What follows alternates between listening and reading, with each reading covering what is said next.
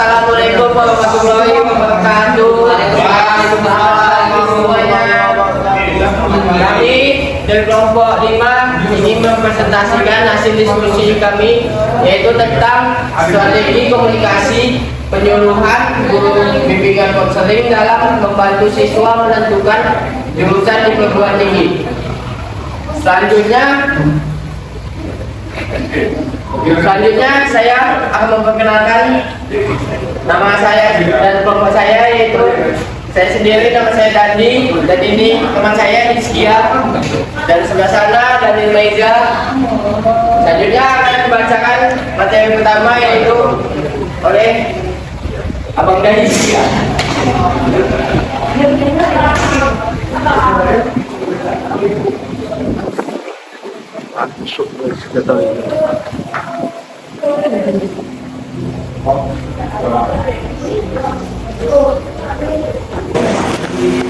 Ke pembahasan yang lebih dalam mengenai strategi komunikasi penyuluhan guru bimbingan konseling dalam membantu siswa menentukan jurusan di perguruan tinggi. Alangkah kita tahu terlebih dahulu apa sih yang melatar belakangi penelitian tersebut, kan begitu. Karena presentasi ini kami buat dari jurnal, kami kutip dari jurnal. Yang pertama yang kami dapat dari jurnal tersebut adalah pendidikan sangat penting bagi perkembangan sumber daya manusia, bertujuan untuk mengetahui strategi komunikasi yang digunakan guru BK dalam membantu siswa kelas 12 SMA Negeri 1 Sukaraja dalam menentukan jurusan dan perguruan tinggi, gitu. Apakah mereka lanjut atau tidak. Jadinya latar belakang ini tempat penelitiannya adalah di SMA Negeri 1 Sukaraja, tepatnya kelas 12, gitu. Jadinya kami sudah merangkum latar belakang itu menjadi 4 bagian, 4 poin yang penting mengenai faktor minat untuk lanjut pendidikan. Yang pertama, minat memilih jurusan. Minat memilih jurusan dipengaruhi oleh faktor internal, yaitu faktor yang berasal dari dalam diri siswa itu sendiri. Seperti misalnya kita buat contoh analogi sederhana, banyak siswa yang bahkan belum tahu dia apa keinginannya, sehingga itu menjadi masalah untuk mereka apakah lanjut kuliah atau enggak, gitu. Mereka nggak tahu apa yang mereka sukai, apa minat mereka, apa bakat mereka, gitu. Kira-kira seperti itu. Yang kedua itu faktor eksternal. Jika minat memilih jurusan yang pertama itu faktor internal, yaitu dari dalam.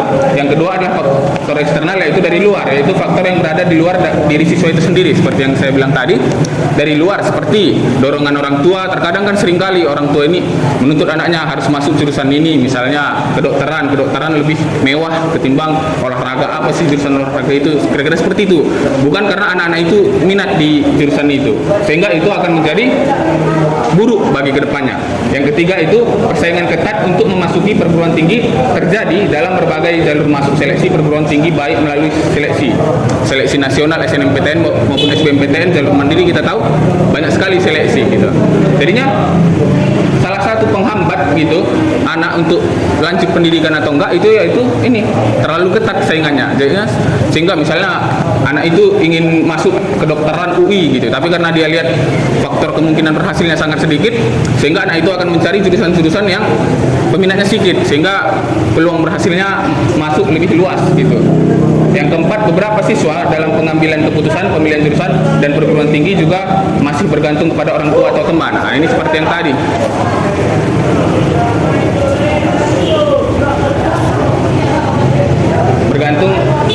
Beberapa siswa dalam pengambilan keputusan pemilihan jurusan dan perguruan tinggi juga masih bergantung kepada teman atau orang tua.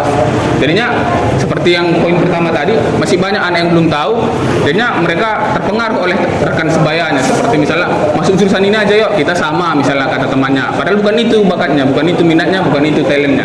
Sehingga itu akan mempengaruhi dia di kedepannya.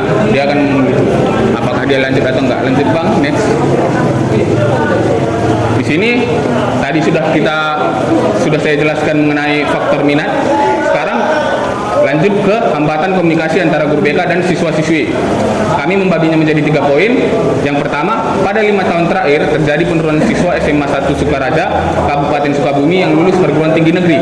Selain itu, makin sedikit siswa mendaftar perguruan tinggi swasta maupun negeri, dan tidak sedikit yang lebih memilih meninggalkan pendidikan demi membantu perekonomian keluarga di Sukaraja. Dari poin pertama kita bisa mendapatkan 3 masalah, 3 fenomena. Yang pertama, makin sedikit yang lulus. Yang kedua, makin sedikit yang mendaftar, baik itu perguruan tinggi negeri maupun swasta. Yang ketiga itu masih banyak anak yang bahkan meninggalkan pendidikan demi membantu perekonomian keluarganya, gitu. Yang kedua, poin kedua, penurunan jumlah siswa yang lulus perguruan tinggi negeri antara lain karena hambatan dalam komunikasi antara guru bimbingan konseling dan siswa. Gitu. Yang ketiga, guru bimbingan dan konseling hanya memiliki 1 jam tatap muka berdurasi 45 menit, tepatnya 45 menit dalam sepekan. Akibatnya pemberian layanan informasi, minat dan bakat jurusan perguruan tinggi kurang maksimal. Seperti yang judul 1 tadi, judul yang kami angkat yaitu strategi komunikasi. Guru bimbingan konseling ini hanya memiliki 45 menit dalam 1 minggu untuk berkonsultasi dengan peserta didiknya, dengan siswanya, sehingga anak itu mungkin kurang menerima informasi, sehingga dia memiliki kurang edukasi terhadap lanjut pendidikan atau tidak gitu. Lanjut Bang, next Bang.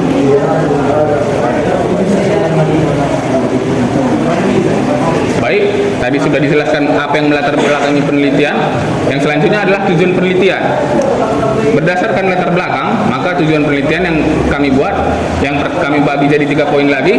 Yang pertama, mengetahui strategi komunikasi guru bimbingan konseling terhadap keputusan siswa kelas 12 SMA Negeri 1 Sukaraja, Kabupaten Sukabumi dalam menentukan jurusan dan perguruan tinggi. Jadinya di sini dijelaskan bagaimana sih strategi dari guru bimbingan konseling itu untuk memberikan edukasi yang lebih kepada siswanya terkait pendidikan yang lebih tinggi gitu, melanjutkan pendidikan ke jenjang yang lebih tinggi.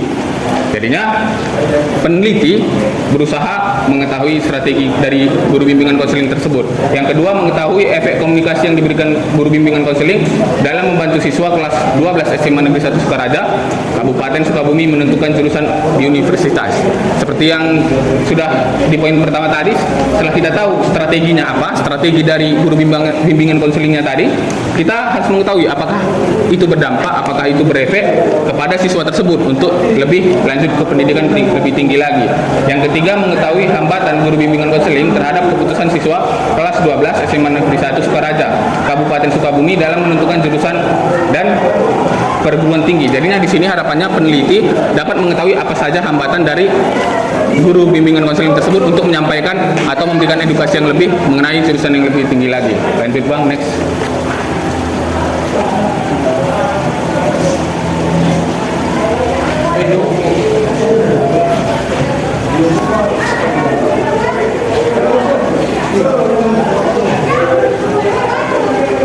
Yang kedua. Iya.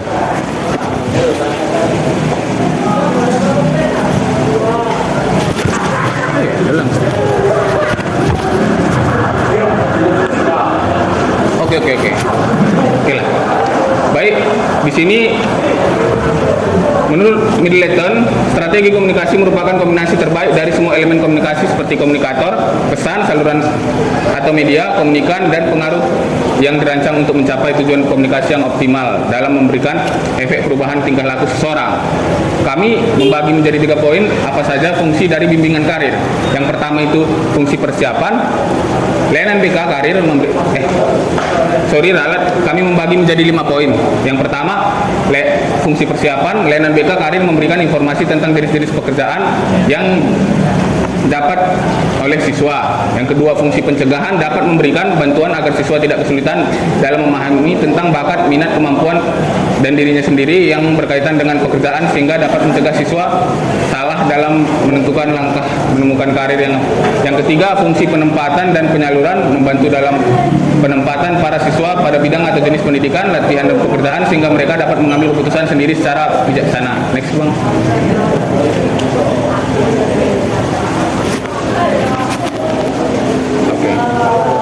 Yang keempat itu fungsi penyesuaian, membantu siswa dalam menyesuaikan diri dengan jenis-jenis pekerjaan yang ada di lingkungan sekitarnya. Yang kelima, fungsi pembangunan, membantu siswa dalam mengembangkan seluruh pribadinya secara terarah dan mantap pada minat kerja. Udah. Baik, akan saya serahkan kepada moderator kembali. Terima kasih. Selanjutnya akan dilanjutkan oleh Daniel Meja. Kalau Daniel Meja, kami silakan.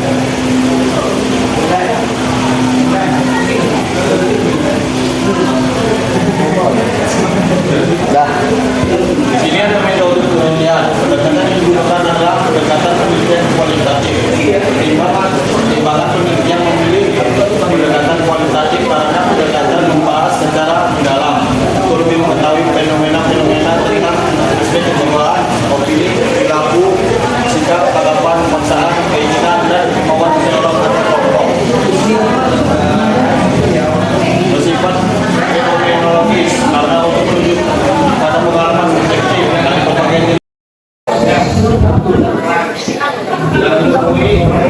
dan berusaha mengalihkan peristiwa dan kaitan-kaitan terhadap orang-orang yang berada dalam komunikasi tertentu.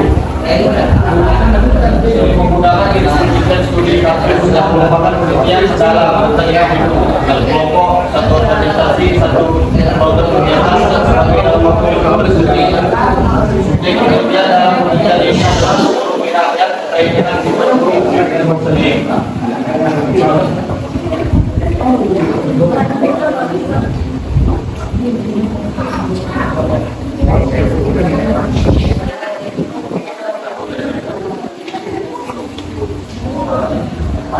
Selanjutnya tekniknya dalam penelitian ini adalah aktivitas strategi komunikasi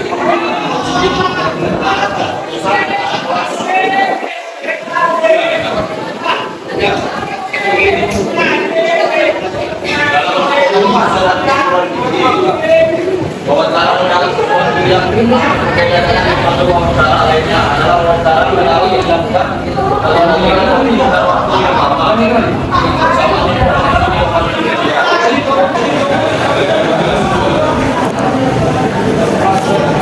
observasi, mengamati proses konseling dan kegiatan komunikasi interaktif yang dilakukan guru BK dengan siswa. Dokumentasi adalah instrumen pengumpulan data. Berbagai metode pengumpulan data dokumentasi di sini berupa dokumen dan arsip beberapa layanan BK.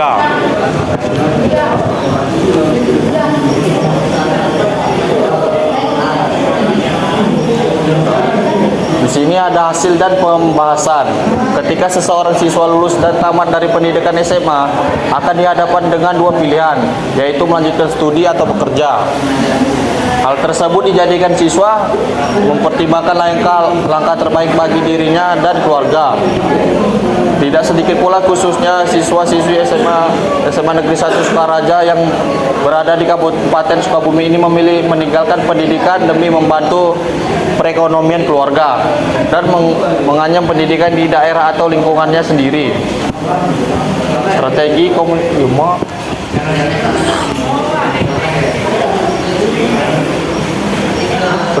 Sini satu, memilih menetapkan komunikator. Dua, menetapkan target sasaran dan kebutuhan khalayak. Tiga, teknik penyusunan pesan. Empat, memilih media dan saluran komunikasi. Lima, analisis efek komunikasi. Lanjut.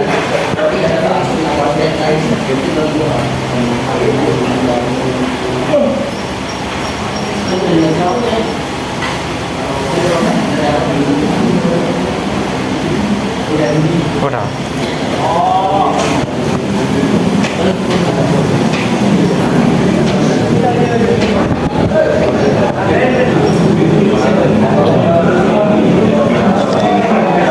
Nah, ini kendala yang dihadapi guru BK dalam membantu siswa menentukan PT.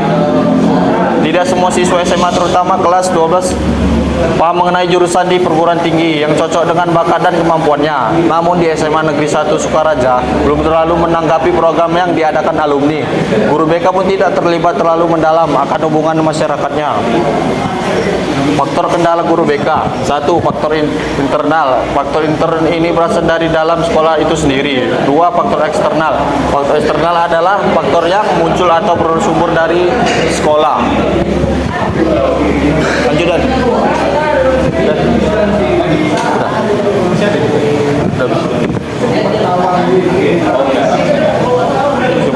Selanjutnya akan saya kembalikan ke moderator. Selanjutnya akan saya lanjutkan yaitu kesimpulan dan saran. Yang pertama, strategi komunikasi yang diterapkan guru BK dalam membantu siswa kelas 12 menentukan jurusan universitas dilakukan sesuai dengan strategi komunikasi yang dikemukakan oleh Cangara, yakni penetapan komunikator, penetapan target sasaran dan kebutuhan khalayak, teknik penyusunan pesan, dan pemilihan media. Yang kedua, pengaruh atau efek komunikasi terdapat efek kognitif, yaitu muncul kesadaran dan mengubah keyakinan pengaruh atau afektif berdasarkan pada tingkat perasaan siswa-siswi kelas 12 seperti memunculkan rasa simpati dan keberpihakan dari siswa terhadap guru BK. Yang ketiga, beberapa kendala berasal dari faktor internal dan eksternal. Faktor internal berasal dari dalam sekolah itu sendiri, antara lain minimnya fasilitas aula di sekolah, belum ada program bedah kampus atau karir B.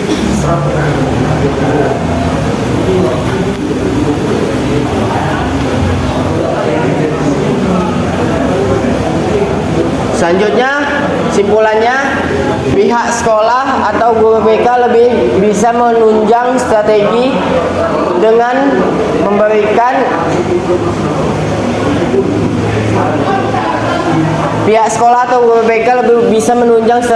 memberikan fasilitas yang memadai kepada murid-muridnya sehingga siswa-siswi dapat mengetahui proses penyampaian pesan dan informasi seputar karir dan universitas yang sesuai secara optimal dari guru BK. Yang kedua, pihak sekolah atau guru BK lebih bisa menunjang strategi dan memberikan fasilitas yang memadai kepada murid-muridnya sehingga siswa-siswi dapat mengetahui proses penyampaian pesan dan informasi seputar karir dan universitas yang sesuai secara optimal dari guru BK. Yang ketiga, agar hambatan seperti faktor kesulitan ekonomi tidak menjadi alasan siswa dan siswi dalam menentukan karirnya, yaitu seperti dengan lebih aktif mencari program beasiswa, belajar dari pengalaman kakak kelas yang sudah berhasil, menyeimbangkan keinginan orang tua dan cita-cita pribadi, sehingga hal demikian justru harus bisa menjadi pendorong siswa-siswi untuk berhasil. Yang keempat, saran secara akademis diharapkan hasil penelitian ini dapat menjadi referensi, masukan bagi pengembangan ilmu komunikasi dan referensi bagi mahasiswa yang akan melakukan penelitian dengan menggunakan pendekatan kualitatif. Demikian presentasi kami. Selanjutnya kami akan membuka sesi tanya jawab. Ada yang ingin bertanya? Pada Bang Andrian Prayoga kami persilakan.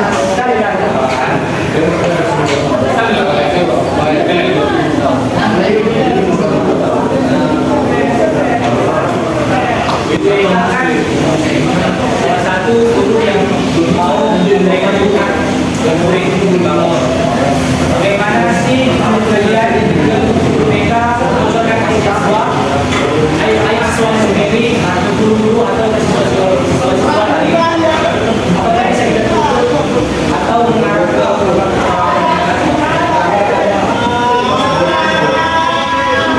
Baik, terima kasih pada pertanyaannya. Beri kami waktu untuk berdiskusi untuk menjawab pertanyaannya. Tanya tadi apa?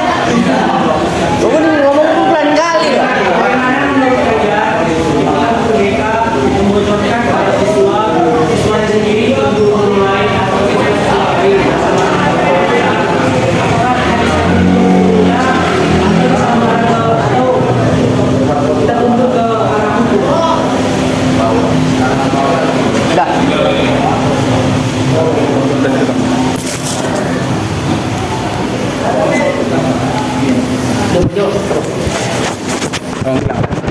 Nanti tambahan dari abang. Pertanyaan Andrian Prayoga akan dijawab oleh Komisia. Baik, terima kasih kepada Bang Moderator, Bang Dandi, dan terima kasih kepada penanya. Tadi kan ditanyakan bagaimana tanggapan kami gitu mengenai guru BK yang membocorkan aib dari siswa tersebut gitu selama konsultasi mungkin kepada guru-guru lainnya. Apakah itu dapat dihukum atau dituntut secara hukum kan gitu. Menurut pendapat saya pribadi, guru BK seperti itu dapat kita tuntut secara hukum karena tindakan yang dilakukannya adalah tindakan yang tidak terpuji. Karena sejatinya guru bimbingan konseling yang namanya bimbingan konseling, bagaimana dia berkonsultasi dengan siswa, dia harus memahami gitu siswa tersebut, dan aib atau masalah dari siswa tersebut harus kita simpan rapat-rapat gitu. Sehingga siswa tersebut tidak mengalami depresi yang lebih berat atau tekanan yang lebih berat. Untuk itu kalau ditanyakan tanggapan saya mungkin merasa anak tersebut berhak untuk menuntut guru BK tersebut karena melakukan tindakan yang tidak terpuji. Saya rasa itu yang dapat saya sampaikan, kurang lebihnya saya mohon maaf. Mungkin ada tambahan dari teman saya. Terima kasih.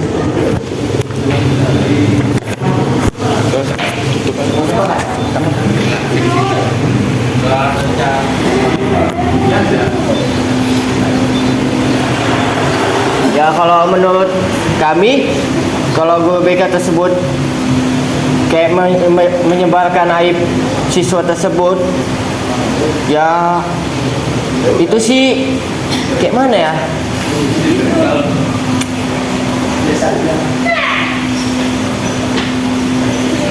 Udahlah, cut.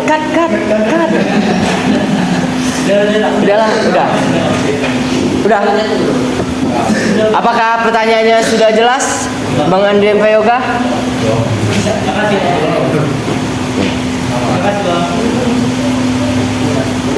Demikian hasil presentasi kami tutup.